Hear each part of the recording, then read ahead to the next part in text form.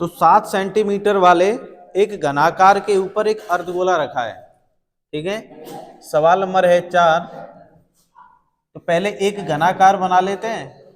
घनाकार हमने क्या बताया था भाई?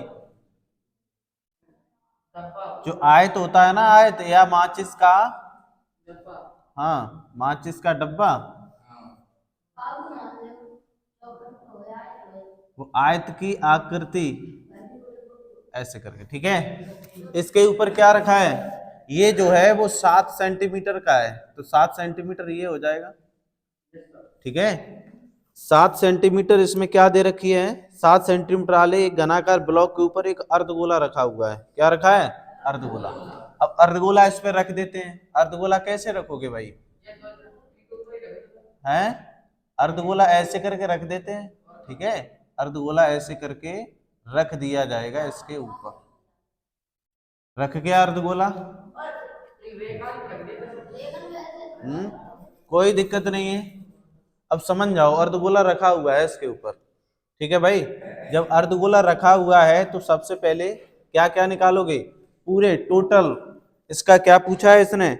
इसने पूछा है ठोस का पृष्ठीय क्षेत्रफल ज्ञात करें। ठोस का पृष्ठीय क्षेत्रफल ज्ञात करें। अब सुनो इधर, ये 7 सेंटीमीटर है तो पूरा व्यास ही तो है इसका।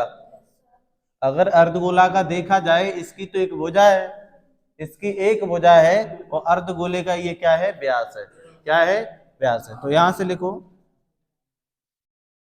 अर्धगोले, अर्धगोले की त्रिज्या। तो अर्धगोले की त्रिज्या क्या हो जाएगी? 7/2 सेंटीमीटर। व्यास का आधा ही तो हो जाएगा। ठीक है, आकृति समझ लेना। ठीक है ना, अब तुम कहो टोटल जैसी बनी है वैसी ही बना दें, नहीं बन सकती है। तो अर्धगोले की त्रिज्या 7/2, पूरे व्यास का हमने क्या कर दिया? आधा। ठीक है, तो यहाँ पे हम लिख सकते हैं आयताकार भुजा कितनी दे रखी है, या घनाकार, घनाकार की भुजा, घनाकार की भुजा कितनी आ जाएगी? 7 सेंटीमीटर। घनाकार की भुजा कितनी है? 7 सेंटीमीटर है। घनाकार की भुजा है 7 सेंटीमीटर। घनाकार की, अब यहां लिखो ठोस का, ठोस का पृष्ठीय क्षेत्रफल कैसे निकालोगे? ठोस का पृष्ठीय क्षेत्रफल कैसे निकालोगे? घनाकार, घनाकार का पृष्ठीय क्षेत्रफल प्लस, घनाकार का पृष्ठीय क्षेत्रफल प्लस अर्धगोले का, ठीक है, अर्धगोले, अर्धगोले का पृष्ठीय क्षेत्रफल। ठीक है, पृष्ठीय क्षेत्रफल माइनस। अब ये माइनस क्यों लगाया? सुनो, घटाएंगे क्यों? क्योंकि एक बार ये जो सतह जो है ये वाली, एक बार तो ये घनाकार में ऐड हो जाएगी। ठीक है, फिर उसके ऊपर क्या रख जाएगा? ये अर्धगोला रख जाएगा। तो अर्धगोले की ये नीचे वाला जो ये है, अर्धगोले के आधार का क्षेत्रफल, ये डबल इसके ऊपर रख जाएगा ना। रखेगा या नहीं रखेगा? तो वो उतनी आकृति घेर लेगा। उस पे क्या है, एक बार उसके सतह पे, एक बार ये सतह और इसके ऊपर अगर कोई चीज रख दी जाए तो ये डबल इसके ऊपर रख जाएगी। यानी कहीं देखा जाए तो ये जो परत है वो डबल बार काउंट हो रही है या नहीं हो रही है? तो यहाँ लिख दो अर्धगोले के आधार का क्षेत्रफल माइनस करेंगे। यहाँ लिखो अर्धगोले, अर्धगोले का क्षेत्रफल।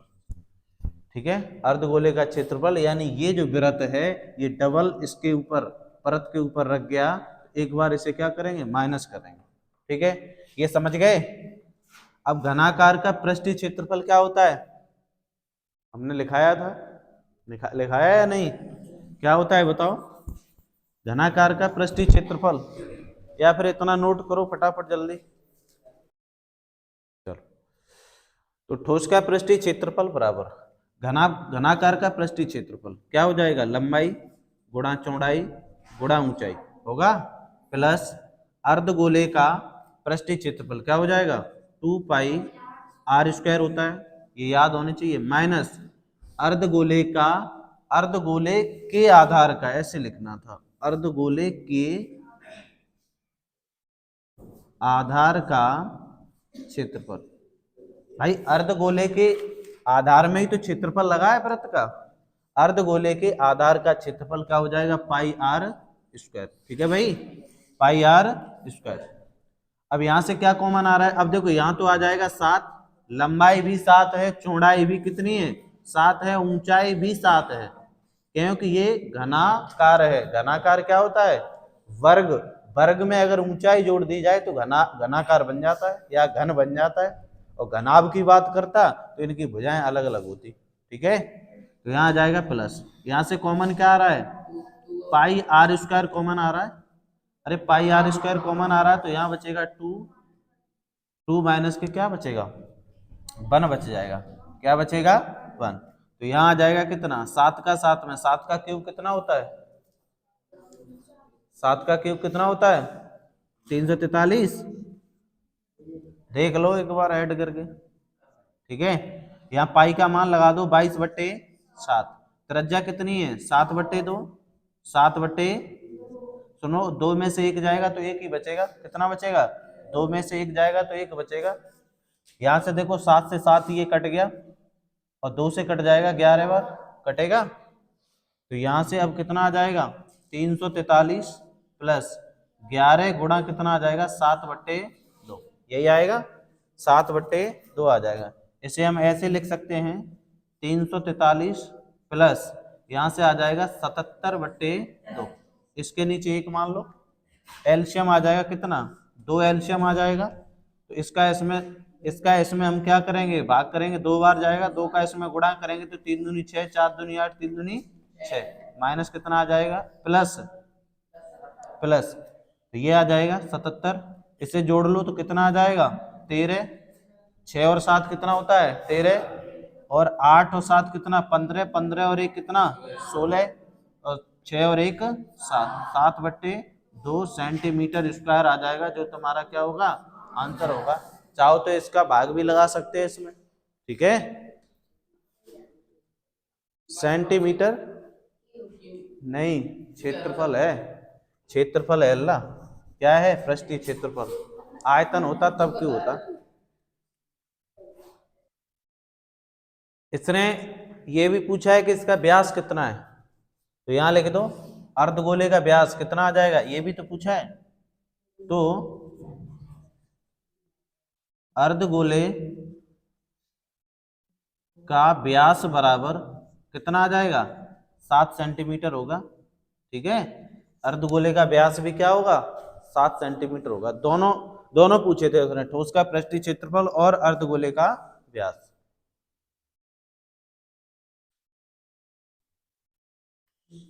सवाल नंबर है 5, इससे भी साफ।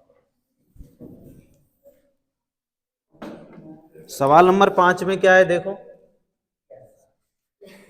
सवाल नंबर 5 में दिया है कोई बर्तन एक खोखले अर्धगोले के आकार का है जिसके ऊपर एक खोखला बेलन अध्यारोपित है। अर्धगोले का व्यास दिया है 14 सेंटीमीटर और इस बर्तन की कुल ऊंचाई दे रखी है 13 सेंटीमीटर। इस बर्तन का आंतरिक पृष्ठीय क्षेत्रफल ज्ञात करें। तो सबसे पहले एक बर्तन बना लेते हैं। कैसे बनाएंगे, कोई बर्तन एक खोखले अर्धगोले के आकार का है, अर्धगोले आकार का है जिसके ऊपर एक खोखला बेलन रखा है। तो पहले तो बेलन रख देते हैं। ठीक है, खोखला बेलन रख देते हैं ऐसे करके। ठीक है भाई, हाँ वो तो खोखला ही है। और ये किसके ऊपर रखा है, एक अर्धगोले के ऊपर रखा है भाई। ठीक है, ऐसे करके। ठीक है भाई, ये बन गया तुम्हारा एक ठोस। अब इसने क्या बोल दिया है, संपूर्ण ऊंचाई कितनी दे रखी है, टोटल ऊंचाई कितनी है बताओ 13 सेंटीमीटर दे रखी है। और व्यास, टोटल व्यास कितना है 14 सेंटीमीटर दिया है व्यास। व्यास को यहां मान लो ऊपर। ठीक है, तो व्यास को यहां मान लेते हैं। व्यास दिया है 14 सेंटीमीटर। ठीक है भाई, जब व्यास यहाँ 14 सेंटीमीटर है तो यहाँ से व्यास जो दे रखा है 14 सेंटीमीटर और व्यास का 2 गुना त्रिज्या होती है 14 सेंटीमीटर, यानी यहाँ से 7 जो निकल के आएगी, त्रिज्या निकल के आ जाएगी 7 सेंटीमीटर। ठीक है, तो यहाँ से जो त्रिज्या निकलेगी वो कितनी निकलेगी? 7 सेंटीमीटर। दिखाई दे रहा है? 7 सेंटीमीटर आ जाएगी त्रिज्या। अब जब 7 ऊपर इस परिधि तक होगी तो 7 यहाँ इस परिधि तक भी होगी, होगी या नहीं होगी? समझ रहे हो? ये सेंटर पॉइंट है इस गोले का, इस वृत्त का, तो ये यहाँ से लेके यहाँ तक ये परिधि है, तो इसकी परिधि अर्धगोले में यहाँ से लेके यहाँ तक भी होगी, होगी या नहीं होगी? तो यहाँ से बेलन, ये जो है बेलन और अर्धगोले की त्रिज्या है।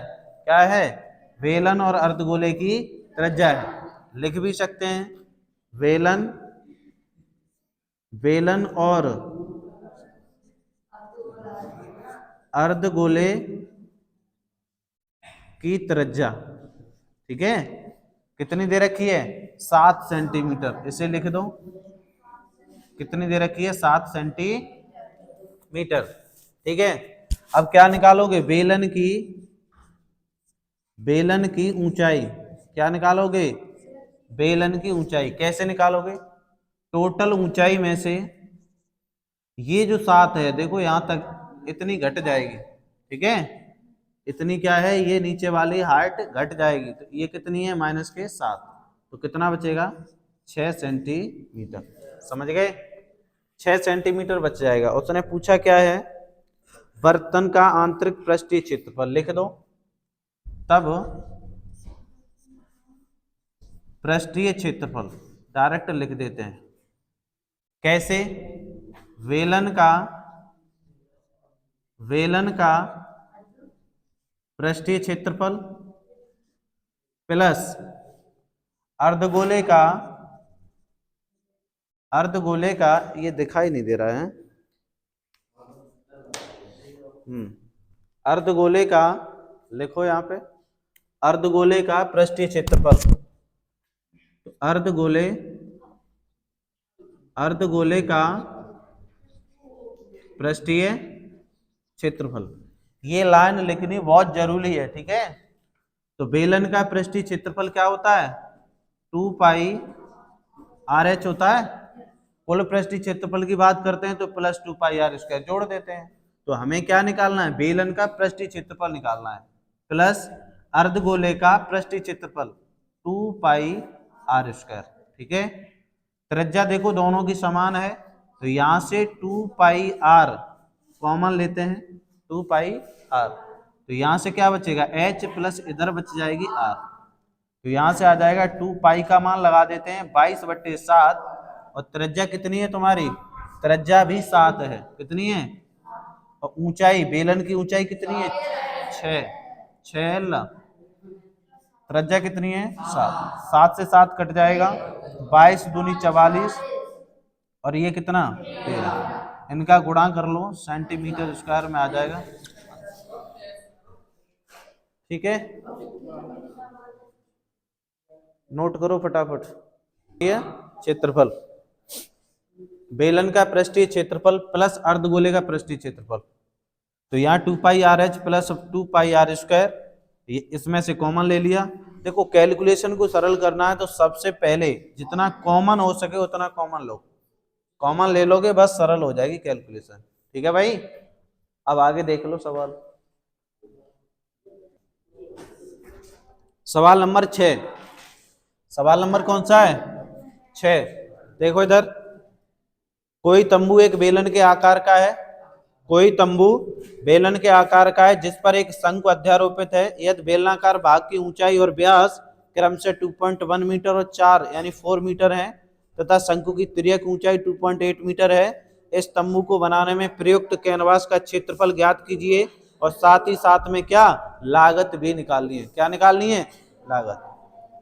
तो क्या हम पूरा तंबू बना लेते हैं और जब तंबू बन जाएगा तो समझ में आ जाएगा सवाल। ठीक है, तो कोई तंबू एक बेलन के आकार का है, तो सबसे पहले बेलन बना लेते हैं। किसका है? बेलन के आकार का है।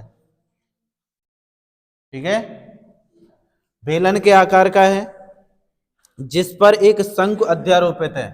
इस पे क्या है? एक शंकु अध्यारोपित है, तो शंकु को अध्यारोपित कर देते हैं ऐसे करके, ठीक है ना।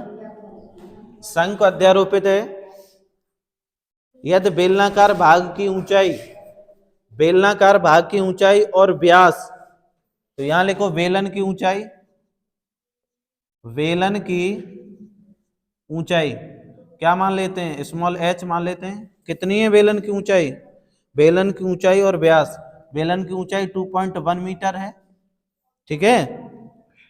और बेलन का व्यास, तो वेलन का व्यास, बेलन का व्यास त्रिज्या का 2 गुना होता है, कितना दिया है 4 मीटर, तो यहां से 2r बराबर कितना 4, तो 2 से यहां से r बराबर निकाल लेते हैं 2 मीटर, ठीक है। तो त्रिज्या निकल के आ गई। उसके बाद में क्या दिया है उसने, तथा शंकु की त्रियक ऊंचाई, तो यहां लिख दो शंकु, शंकु की त्रियक ऊंचाई, ठीक है, त्रियक ऊंचाई। अभी ये दोनों ऊंचाई समान हो जाएंगी इसलिए कैपिटल एच मान लो। त्रियक ऊंचाई कितनी दे रखी है 2.8 मीटर, ठीक है। इस तंबू को बनाने में प्रयुक्त कैनवास का क्षेत्रफल ज्ञात करें। अब सुनो इधर, तो त्रियक ऊंचाई इसकी यही तो होगी 2.8 मीटर, होगी या नहीं होगी। और बेलन का व्यास या शंकु का व्यास बात एक ही है, क्योंकि जिसके ऊपर बेलन के ऊपर शंकु है या नहीं है, बिल्कुल है, इसका जो व्यास है वही बेलन का व्यास होगा, और बेलन की त्रिज्या जो होगी वही शंकु की त्रिज्या होगी, ठीक है। ये दोनों त्रिज्याएं दोनों के लिए क्या है, ये समान है, तो त्रिज्या यहां लगा देते हैं। त्रिज्या कितनी दे रखी है 2, और ये क्या है, ये शंकु की ऊंचाई, क्या है ये शंकु की ऊंचाई।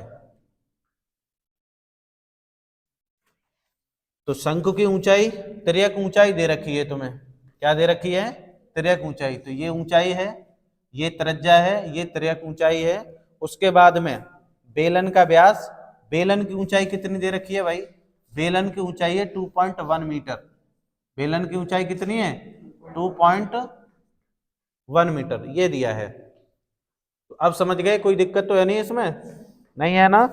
तो यहां से निकाल लेते हैं, तो कैनवास का क्षेत्रफल यहां लिखो, तो कैनवास का क्षेत्रफल बराबर, इनमें दो दो का क्षेत्रफल आएगा, एक बेलन का एक शंकु का, तो यहां लिखो वेलन, वेलन का पृष्ठीय क्षेत्रफल प्लस शंकु का, शंकु का पृष्ठीय क्षेत्रफल, शंकु का पृष्ठीय क्षेत्रफल। तो बेलन का पृष्ठीय क्षेत्रफल क्या अभी हमने लिखाया था, क्या बताया था, हैं 2πr/h, और शंकु का πr/l, ठीक है। इसका यही होता है शंकु का पृष्ठीय क्षेत्रफल। इसमें से कॉमन क्या आ रहा है, पाई कॉमन आ रहा है, आर कॉमन आ रही है, ठीक है। यहाँ 2 बचेगा, यहाँ h प्लस यहाँ l बचेगा। पाई का मान लगा दो 22/, त्रिज्या हमने बताई थी कितनी है 2 है, यहाँ 2 इंटू एच का मान कितना है, h का मान ये, हाँ ये h, तो कितना आ जाएगा 2.8, तो यहाँ कैपिटल H लगाओ, क्या लगाओगे कैपिटल H, तो यहाँ आ जाएगा 2 पॉइंट प्लस, त्रियक लंबाई कितनी है,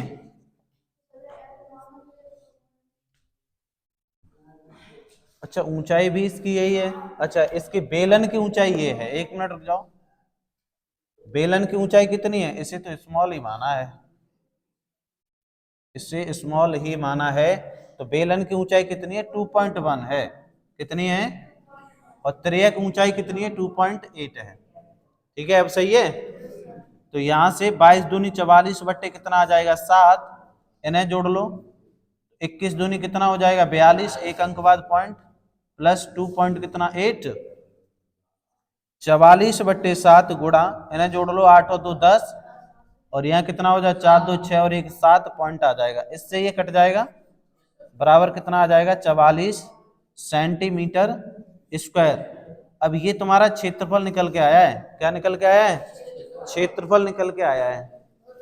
ठीक है, यहां लिखो, अभी नहीं, ये आंसर कहाँ है? लागत भी तो दे रखी है, तो यहां लिखो, उसने दे रखा था 1 मीटर में कितनी कितनी लागत आती है? 1 मीटर में आती है 500। तो यहां लिखो 1 मीटर बराबर 500 रुपए का खर्चा आ रहा है। ठीक है, तब कैनवास का क्या निकालोगे? तम्बू के आधार को कैनवास की लागत, तब कैनवास की लागत। ठीक है, रुपए निकालने हैं, तो 1 मीटर में 500 रुपए, 1 मीटर में तो 44 मीटर में गुणा कर दो 500 का, तो यहाँ कितना आ जाएगा? 4 पंजे 20, कितना आ जाएगा? 22,000। 22,000 रुपये आ जाएगा। अब ये आंसर आ गया। ठीक है, नोट कर लो।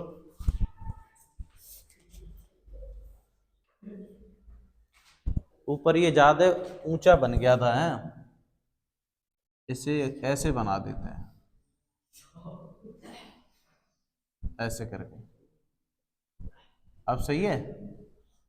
इसकी तो ये त्रिज्या है, और त्रिक, या ऐसे करके लिखो, स्मॉल एल बराबर 2.8 मीटर। ठीक है, अब सही है, अब दिखाई दे रहा है।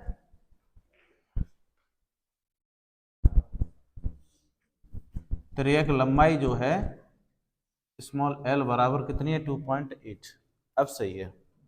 त्रिज्या कितनी दे रखी है? त्रिज्या दे रखी है 2, व्यास कितना था? 4।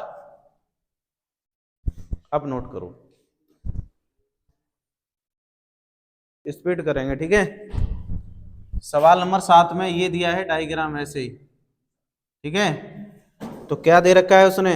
8.25 मीटर ऊंचाई का लंबवर्ती बेलन के आकार का एक टेंट है। यानी टोटल ऊंचाई कितनी दे रखी है? टोटल ऊंचाई जो दे रखी है 8.25 मीटर टोटल ऊंचाई। ठीक है ना, लंबवर्ती बेलन के आकार का टेंट है। देखो चित्र बनाया है उसने, उसी में देख लो, जिसके आधार का व्यास, तो यहां लिखो व्यास कितना दिया है? त्रिज्या का 2 गुना होता है, कितना दिया है? 30 सेंटीमीटर। सेंटीमीटर है ना, मीटर है? मीटर है। तो यहां से 2r बराबर कितना? 30, और r बराबर आ जाएगा 15। r बराबर कितना? 15 मीटर। ये जो त्रिज्या है शंकु की भी होगी और बेलन की भी होगी। ठीक है, और ऊंचाई, तो बेलन के आकार का एक टेंट है जिसके आधार का व्यास, तो बेलन की त्रिज्या आ गई 15, और बेलन की ऊंचाई कितनी है? बेलन की ऊंचाई, तो बेलन की ऊंचाई जो है वो 5 पॉइंट कितनी है? 5 मीटर है। ठीक है, बेलन की ऊंचाई है भाई, ठीक है ना, 5.5 है।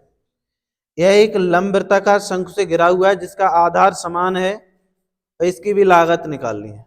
चलो फिर देख लो, ये है तुम्हारा सेंटर पॉइंट। यहां से लेके बेलन की जो ऊंचाई दे रखी है वो कितनी दे रखी है? 5.5 मीटर। और ये जो त्रिज्या है वो कितनी है तुम्हारी? त्रिज्या दे रखी है 15। कितनी है? 15।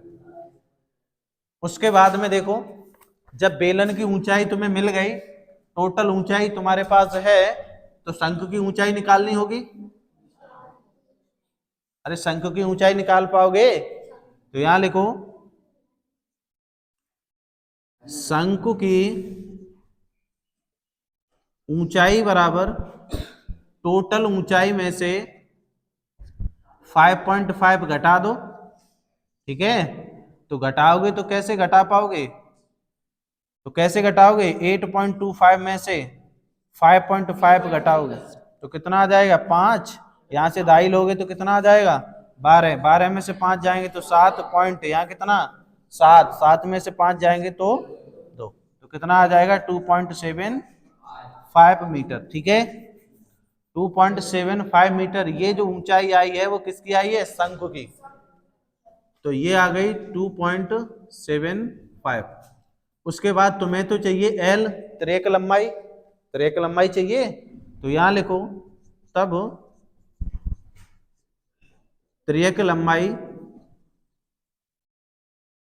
स्मॉल एल बराबर क्या सूत्र होता है, H square plus R square under root में, तो स्मॉल एल बराबर, अब जो एच है वो कैपिटल मान लो, ठीक है कैपिटल, तो कैपिटल एच का मान से 2.75 प्लस त्रिज्या कितनी है 15, कितनी है, पर इनके वर्ग भी करने हैं तो ऐसे लिखो फिर 2.75 का वर्ग प्लस 15 का भी वर्ग और ये अंडर रूट में, तो स्मॉल एल बराबर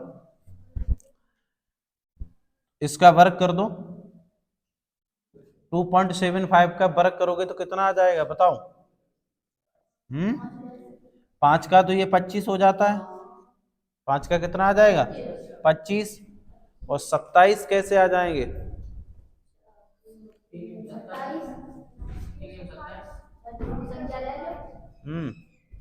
3 अरे ऐसे नहीं होगा,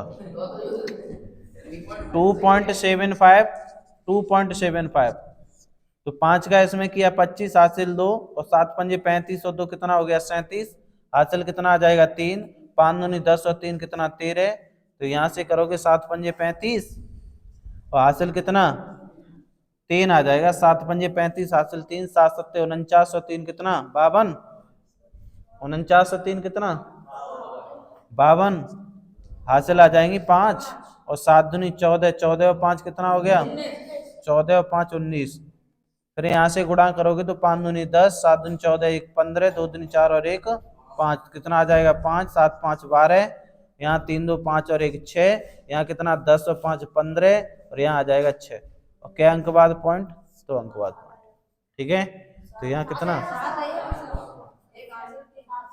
7, तो यहाँ कितना आ जाएगा 756 प्लस इसका कितना होता है 200, इन्हें जोड़ लो आराम से, इन्हें जब जोड़ोगे तो कैसे जोड़ोगे, 5 और 6 कितना हो जाएगा, ये तो आ जाएगा तुम्हारा 25, ऐसे ही 5 और 6 कितना 11, और 5 और 2 7, 7 और 1 कितना 8, और 7 और 2 कितना हो जाएगा 9, ठीक है, अब इसे कैसे निकालोगे बाहर, ये कितने का होता है, तो ये तो तुम्हारा आ जाएगा 5, कितना आ जाएगा 5, और ये 981 कितने का होगा, कैसे निकाल पाओगे बताओ,